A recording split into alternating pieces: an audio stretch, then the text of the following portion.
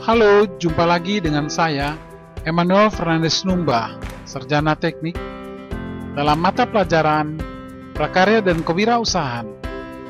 Materi yang akan kita bahas pada kesempatan ini adalah sistem konsinyasi.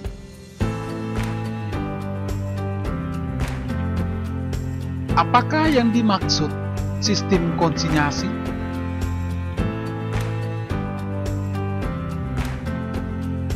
Konsinyasi adalah suatu perjanjian penyerahan barang antara pihak yang memiliki barang dengan pihak yang akan menjualkan barang tersebut dengan imbalan atau komisi, atau penyerahan barang oleh pemilik kepada pihak lain yang bertindak sebagai agen penjual, tetapi hak atas barang tersebut tetap berada di tangan pemilik sampai barang tersebut dijual oleh agen penjual.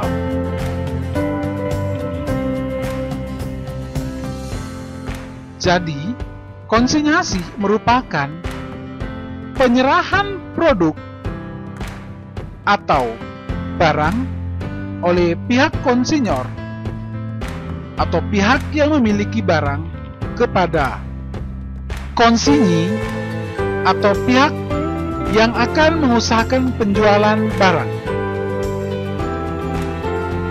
Alasan menggunakan sistem konsinyasi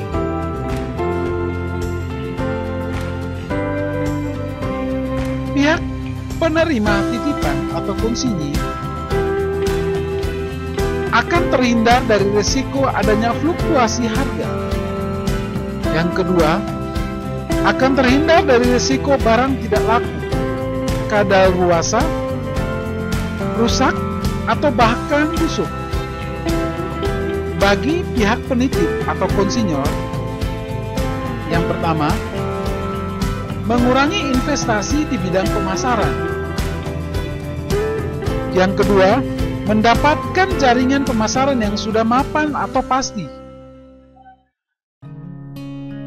Yang ketiga, harga jual dapat dikendalikan oleh pihak penitip karena kepemilikan barang masih di tangannya dan pihak penerima titipan hanya menerima komisi.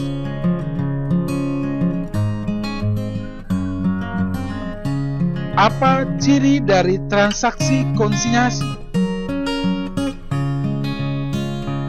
Cirinya adalah yang pertama, barang konsinyasi harus dilaporkan sebagai persediaan oleh konsinyor karena hak atas barang masih berada pada konsinyor. Yang kedua, pengiriman barang konsinyasi tidak menimbulkan pendapatan bagi konsinyor dan sebaliknya. Yang ketiga, pihak konsinyor bertanggung jawab terhadap semua biaya yang berhubungan dengan barang konsinyasi kecuali ditentukan lain. Dan yang keempat, komisioner dalam batas kemampuannya berkewajiban untuk menjaga keamanan dan keselamatan barang-barang komisi yang diterimanya. Bagaimana pelaksanaan penjualan sistem konsinyasi? Pelaksanaan bisnis konsinyasi untuk toko skala besar. Mari kita lihat pada gambar. Yang pertama, pembicaraan tempat display. Di sini ada kesepakatan berkaitan dengan tempat display. Yang kedua, pemasangan rak untuk produk. Yang ketiga, bagaimana proses pengiriman barang display. Dan yang keempat, bagaimana mempersiapkan SPG atau Sales Promotion Guide untuk penjualan. Berikut hak dan kewajiban konsinyasi. Yang akan kita bicarakan pertama kali adalah hak konsinyi. Konsinyi berhak memperoleh penggantian dan memperoleh imbalan atas penjualan barang konsinyasi. Yang kedua, konsinyi berhak menawarkan garansi biasa atas barang konsinyasi yang dijual. Kewajiban konsinyi harus melindungi barang-barang pihak pemilik dengan cara yang baik. Harus menjual barang konsinyasi dengan harga yang telah ditentukan. Harus memisahkan barang konsinyasi dari barang dagangan yang lainnya. Dan yang terakhir, harus mengirimkan laporan berkala mengenai kemajuan penjualan barang konsinyasi. Kelebihan dan kekurangan bagi penyalur dan pemilik produk.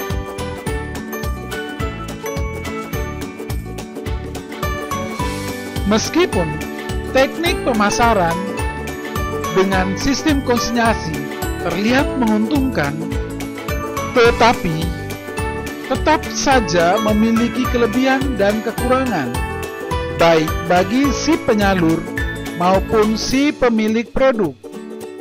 Lalu, apakah kekurangan dan kelebihannya? Kelebihan dan kekurangan bagi pemilik produk. Kelebihan A. Pemilik produk tidak perlu menyediakan SPG. B. Pemilik produk tidak perlu terjun langsung untuk melayani konsumen. C. Pemilik produk bisa lebih fokus mengolah kualitas produk dan melakukan berbagai inovasi baru. D. Produk biasa dipasarkan leluasa melalui toko yang sudah memiliki pelanggan. Jadi, pemilik barang tidak perlu menyediakan uang kembali untuk promosi. Kekurangannya bagi pemilik produk: A. Produk yang dititipkan tidak dipromosikan oleh penyalur atau pemilik toko jika ia tidak memiliki SPG.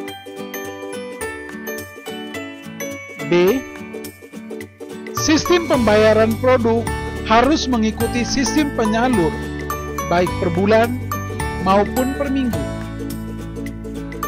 C. Ketika salah penempatan produk pada toko atau penyalur, maka bisa dipastikan produk tersebut akan sulit laku, bahkan tidak terjual. Yang berikut kelebihan dan kekurangan bagi penyalur. Kelebihan bagi penyalur: A. Display atau tampilan produk pada toko penyalur akan terlihat banyak tanpa harus menambah modal. B. Memperoleh keuntungan dari laba penjualan konsinyasi dari produk penitip yang terjual. C. Kecilnya risiko jika barang yang dijual tidak laku, penyalur cukup mengembalikannya kepada pemilik atau penitip. Bagaimana kekurangan bagi penyalur? Untuk kekurangan, penyalur dengan sistem konsinyasi sepertinya tidak ada, dikarenakan penyalur hanya sebagai tempat penitipan produk dari penyalur, sehingga setiap kekurangan akan ditanggung oleh pemilik barang atau produk tersebut. Pembagian keuangan. Bagaimanakah pembagian keuangan untuk sistem pemasaran konsinyasi? Untuk pembagian keuangan itu sendiri, biasanya ada beberapa macam, di antaranya yaitu penyalur atau pemilik toko akan menjual barang titipan dengan nilai jual lebih tinggi dibandingkan dengan harga yang ia dapatkan dari pemilik barang atau produk, dan selisihnya menjadi laba untuk si penyalur. Yang berikut, pemilik barang sudah menentukan harga jualnya dan orang yang sebagai penyalur atau pemilik toko mendapatkan persentase barang yang telah dijual, misalkan 10 sampai dengan 20%. Yang berikut, resiko bisnis konsinyasi. A. Modal terlalu lama tertimbun pada barang yang diperdagangkan. B. Konsinyor dapat menjadi korban kenakalan konsinyur yang melaporkan barang yang terjual tidak sesuai dengan yang sebenarnya. C. Bila konsinyi tidak membayar, tidak ada bukti untuk menuntutnya di pengadilan. Berikut contoh produk konsinyasi.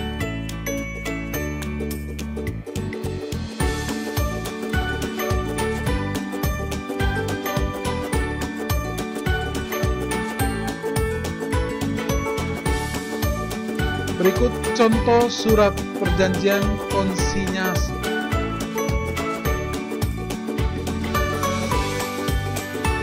Mohon diperhatikan dengan saksama isi dari surat perjanjian titip jual atau konsinyasi.